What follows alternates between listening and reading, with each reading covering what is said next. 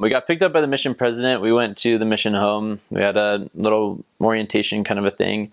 And then we met our trainers. And, we had all of our bags.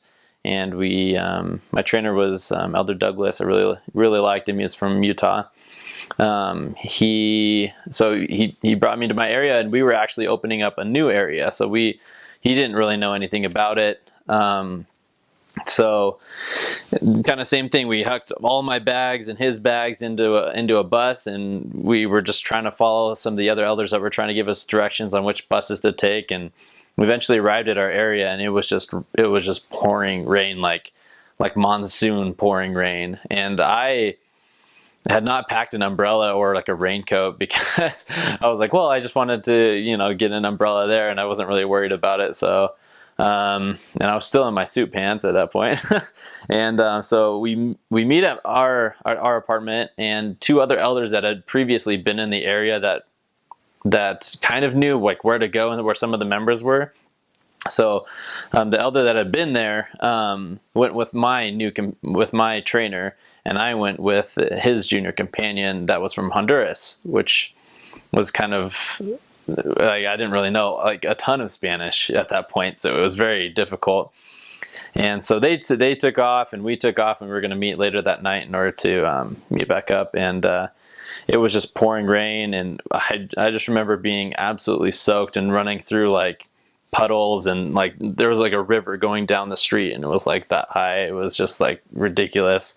And I remember just following him around, and I just didn't know like what I was supposed to do or anything like that. I just kind of felt lost. But like I just started thinking about just the fact that I needed to open my mouth, just start teaching and doing something in order to make a difference. And we were able to teach somebody that night that had an alcohol addiction. And I didn't understand a whole lot of what was going on, but being able to bear testimony was the biggest thing, especially my first week and first month and first transfer.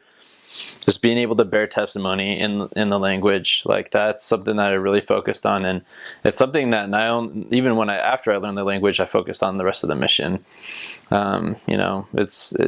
Especially the people of Guatemala. If you can bear strong testimony, they will listen to you, and it will make a huge impact on their lives and on your life specifically. So, it was very hard to get used to the routine. I was so tired the entire day. Like our area was just a huge hill, and so we were going up and down, like it was never flat.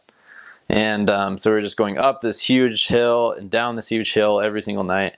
And I was just so tired. And you just fall asleep at 10:30, and you just wake up at 6:30 in the morning, and you just do it all again. And I look back on that now, and I was like, man, I don't know why I was so tired, but but it was a great experience, and really opened my eyes to missionary work. And you just have to be a sponge. If you can't learn things and learn from your companion, learn from members, try to pick up the language, like it'll make it really hard. But if you're a sponge and you just soak up everything that's going on, embracing the culture, embracing the language, embracing your companion, embracing the people that you're teaching, like it makes it a whole lot easier. And that's what I tried to do in my first transfer, and I think I did a pretty good job at it, and I loved it. So.